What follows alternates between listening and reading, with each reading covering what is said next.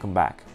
We will be continuing our Beatles album series, but because we've recently had Record Store Day and in a little while in November we will have the now almost yearly Beatles release, I thought it would be a good idea for us to check out what will be these upcoming Beatles records, whether they are worth the price of admission, and which ones of them I might be getting, and also take a look at some of the things that I've recently added to my collection and which I think might be worth adding to any collection for that matter. So, if you're curious what hidden gems might be lying in this stack in front of me, stick around.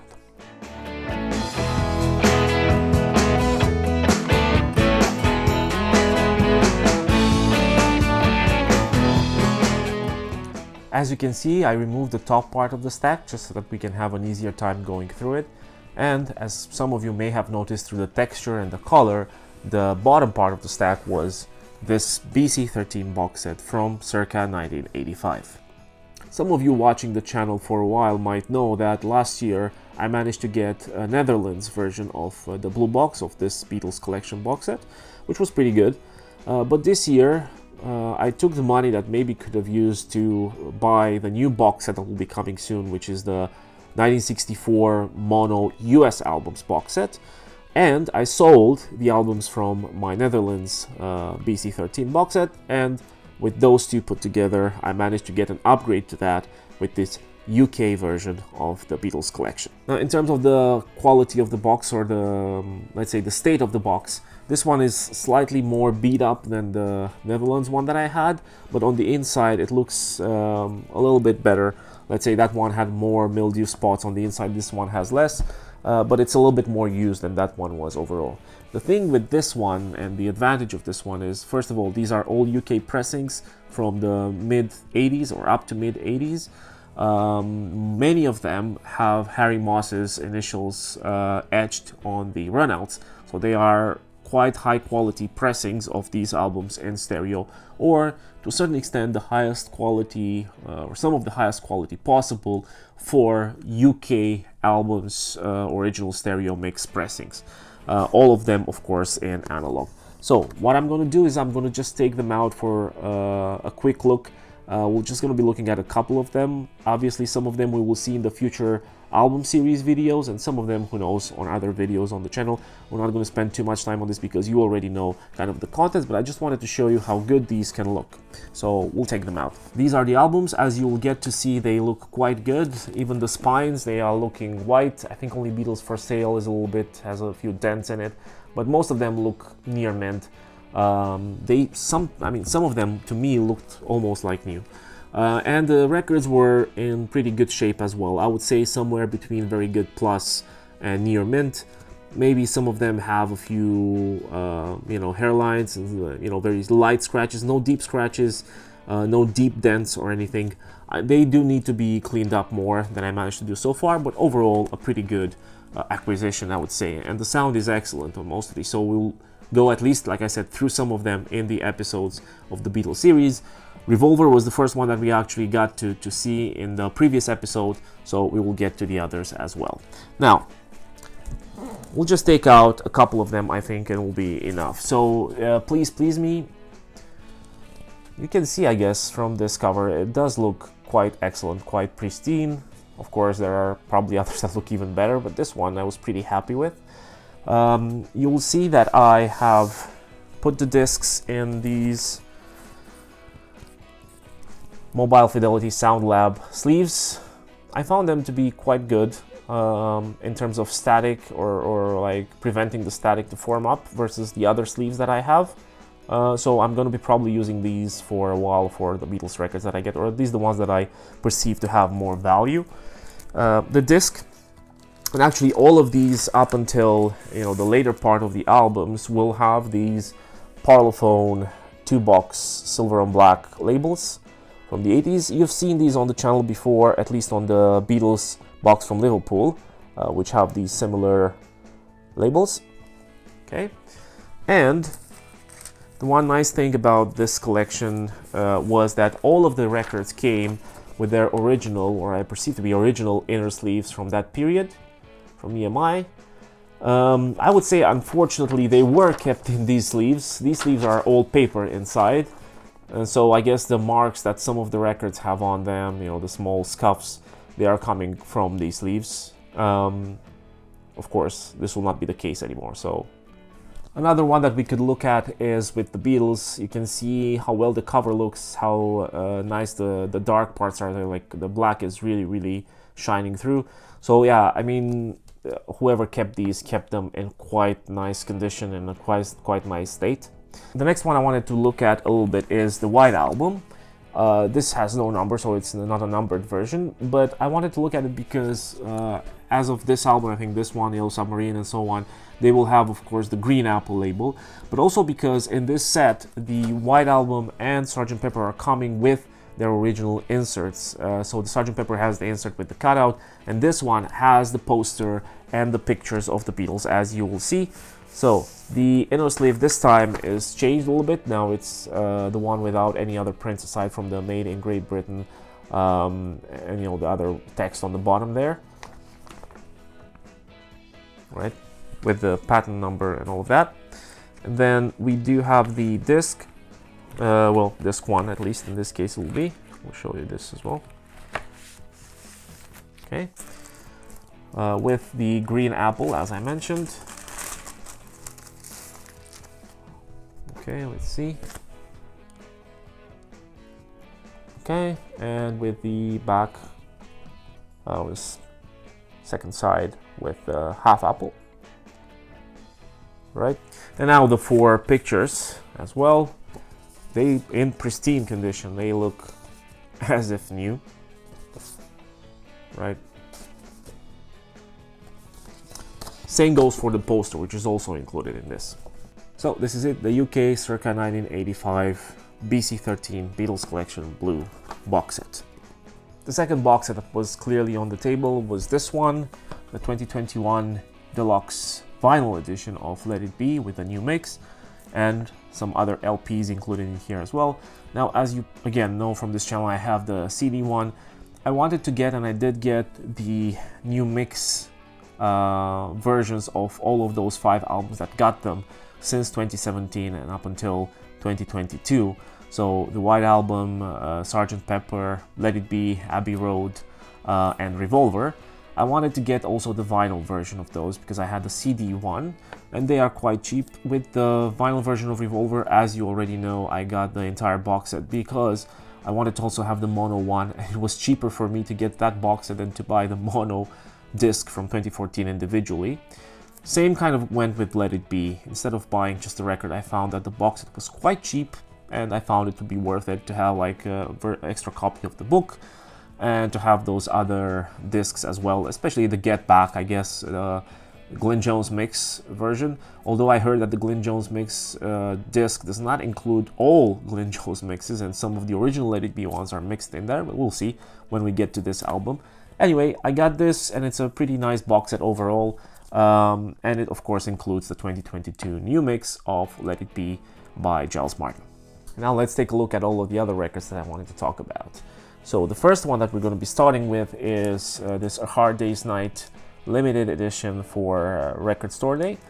Now this one I didn't really plan to get initially, but what I wanted to have is, aside from the original stereo or analog format of the Beatles albums and the mono ones, which you will see I started to build recently, I wanted to also have a more recent version of each album. And for the new mix ones, like the, again, White Album, Revolver, Sgt. Pepper, Abbey Road, Let It Be, those records were available through the box sets or like separately.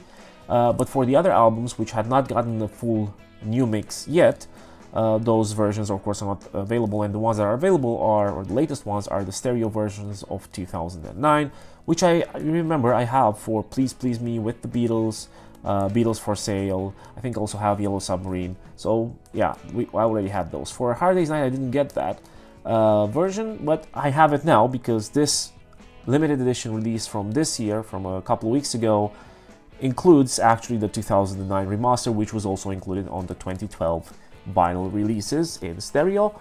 This one of course is somewhat special because it is on white vinyl. I'm just going to take it out as well to show it to you a little bit. Now Overall, as a release, this doesn't make much sense from two perspectives. It only makes sense anniversary-wise because it is the 60th anniversary of Hard Day's Night. So it does make sense, this being the 60th anniversary, to release this kind of a product. Record Store Day is as good a day as any to have this released. Having it on white vinyl specifically, I don't know if it makes much sense. I'm not sure why this would be on white vinyl. What is the connection? Maybe if it were like black and white marble vinyl, it would have made more sense because the movie was in black and white, but otherwise I don't know. And the fact that they released it with the 2009 remaster version, instead of maybe going for the new mix, is again, that just doesn't make sense to me. I don't know who thought this over. Maybe it was a last minute, addition to the Beatles catalog. Whatever. For me, I wanted to have the 2009 one anyway until that day on which we will get actually a full remixed album. And this being up for sale this year with this quite, a little bit special white vinyl, it made sense for me to get, and it was quite cheap as well.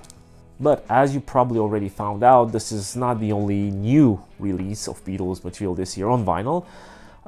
Apple has decided to release the most 1964 albums from the US separately and as part of a box set in mono. Now, those haven't been released in mono, of course, for quite a while. So I guess for Beatles fans from the US that maybe even grew up with those albums, this is a unique chance to get the mono versions of them in a new state versus, buying records from the 60s and maybe 70s. Also for big collectors or completionists who need to have everything, this will probably be a good addition as well. For me, it doesn't really make much sense to buy those albums. I didn't grow up with them. The sound on them does not interest me as it does on the original UK versions of mono and stereo and the new mixes maybe. I do have versions of those albums with some of the elements from the original mixes or adjustments to the mixes that were done by Dave Dexter Jr. of Capitol on the CD versions that I have. On the other hand, the way that they were going to release these are 6 albums separately, and then as part of a box set they are adding an additional one, which is the Beatles Story, which basically is less of an album and more of a collection of interviews, screams from fans, and snippets of tracks from concerts and stuff. So it's basically more of a documentary on vinyl, if you will. It's not as much an album. They are releasing it as a double album as well as part of a box set with the rest of the 6 albums that were released also separately. They will be put in a blue box. You will see on the screen some images of it. Now, I don't see any reason for me to buy that box set. Each album costs separately $30. The box set, there are 6 albums in total, so that would be $180. The box set itself is $300, so $120 extra, which basically is covering just the Beatles Story, which is not an album, and the box. So for one double LP, which is actually just interviews and stuff like that, and a box set, you are paying extra $120, almost 40%, I think, of the let's say the total price of that box set. To me, that is way too much. It doesn't make any sense to buy that. If it will ever appear in Romania or anywhere else, like highly discounted, maybe, who knows, but for now I don't plan on getting it. What I do plan to get is a limited edition release of just the first album that the Beatles released officially in the US through Capitol, which is Meet the Beatles, and on blue vinyl, which I will get from a store in Germany. I already pre-ordered it. The price was quite low, so it was within the $30, somewhat $30, 30 euro mark. To me it makes sense because it's the first album, it's a historical album. It will be in mono, it will be interesting for me to hear, at least from that perspective. It is, Meet the Beatles is quite a good album. It's one of the albums from Capitol which I think they made right choices on bringing in tracks from singles and such. And it's also this special edition on blue vinyl. So for that one I will fork out 30 euro or something. But for the entire box set, no way. I think, again, collectors might want that, like heavy collectors or the ones who are completionists might want to get that as well. US fans, because they can replace their old mono albums or at least have another variation of it. But for me, and I guess for many of the European fans, I don't think that will be a must purchase. However, if we're talking about US albums, I did receive a few weeks ago from a friend in Costa Rica. He bought for me from a flea market a copy of Something New, which is one of the US albums that is actually included in that set. This one is in stereo, of course. It's a 70s pressing with the orange label, and I will show it to you. He said it was quite cheap, so I mean the record is not in excellent condition. It's maybe very good, at least on one side. There's some surface noise. You can hear the tracks pretty well, but there's significant surface noise. But you know, overall it kind of looked okay. It's you know, it's like an additional variation to the collection. Not necessarily something that I would have bought myself, but since I received it as a present, I will definitely keep it as a memento. As you can see, the sleeve on this part where the wrap had ripped, you know, it already has like mildew spots and it's a little bit used, but actually it has the original shrink wrap on it. I'm going to just keep it just for the sake of it. So it kind of looked decent enough. And yeah, it's an original US, I guess, pressing from the 70s. It's something to have. The next one that I wanted to show very quickly is I got a copy of the Beatles live at the Hollywood Bowl. This one is still sealed. As you can see, I'm not going to open it right now. It's just to complete the collection of related to the documentary. I also have the CD of this, so I thought, yeah, why not? Again, it was quite cheap. But now let's move on to a piece of my collection that I only started building now, which is the mono versions of the original UK albums on vinyl. I wanted to get them because I already had Revolver and Rubber Soul, and I thought maybe I will get Sgt. Pepper, and I thought, okay, let's just try to get all of them if I can. Of course, I'm hunting for the best price to quality ratio. I want them to be fully analog, because there are some mono issues from digital sources that were appearing, I think, late 80s, mid 90s and such, for some of the albums in some countries. But for these ones, so you know, the one that I had before, the first one that I got was Rubber Soul from the 2014 issues, and then I got also a Revolver from the 2022 box set. Now we also have here with the Beatles, this is also from the 2014 issues, that was part of the box set. This actually was not sealed, but to me it came, let's say, near mint, as close to mint as can be. I will show it to you. So the sleeve, as you can see, is pristine with the flip backs. Yeah, looks quite excellent if you ask me. And the disc, of course, I will not take it out, but it's, you can see it is the yellow and black Parlophone label. Now the other one that I got, also from the 2014 collection, is this version of the Magical Mystery Tour.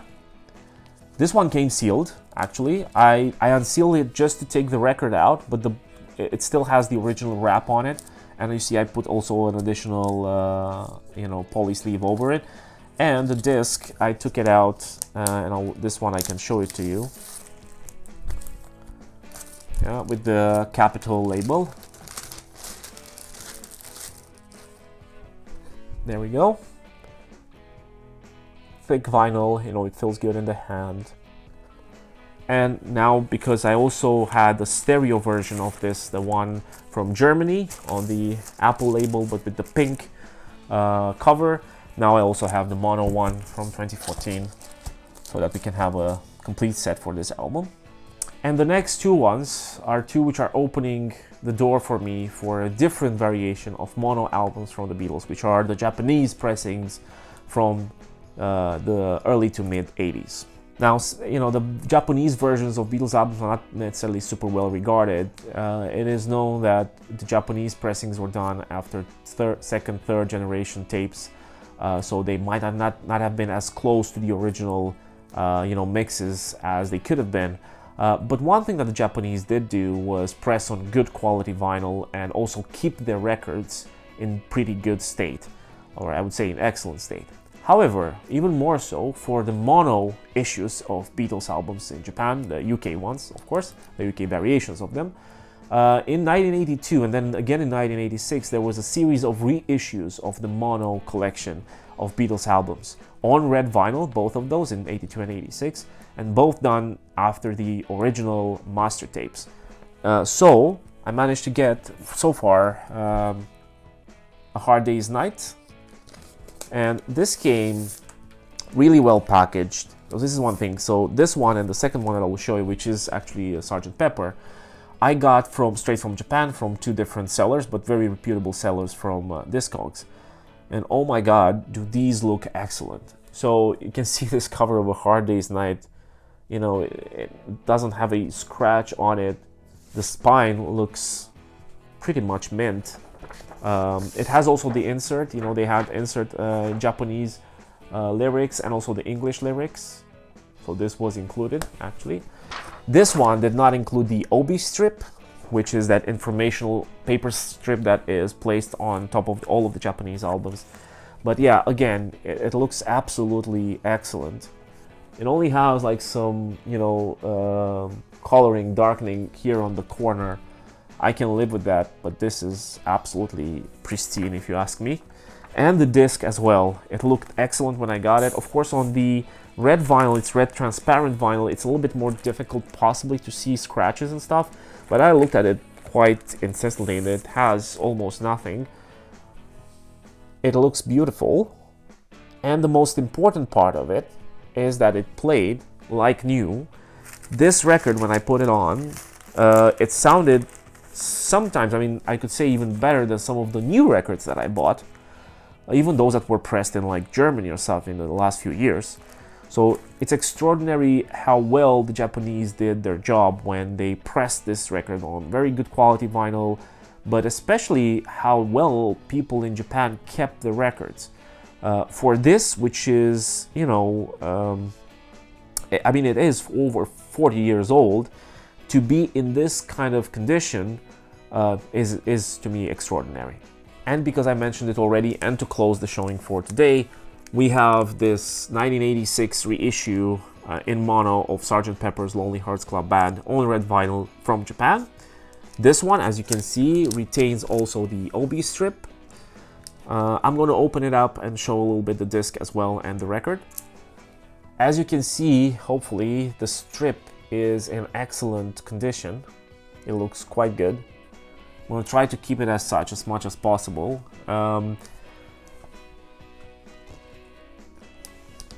This is the gatefold. The one thing that this was missing actually, and by the way, the cardboard is in, I mean, it's quite thick cardboard. It's in excellent condition. Extraordinary how they can keep these records. And okay, the one thing that was missing from this one is the cutouts. That ones were not included in this version, but I'm not too worried about it. I have the cutouts from the other versions of this album. And this is again the inner sheet with the lyrics of the songs, this time only in Japanese. And again, the record. Okay. I'm going to take this out carefully as well. Again, beautiful. Has some lint on it. Beautiful red vinyl. Again, this was excellent. So I played it already. It sounded excellent. Next to no surface noise, even between the tracks. It is really amazing.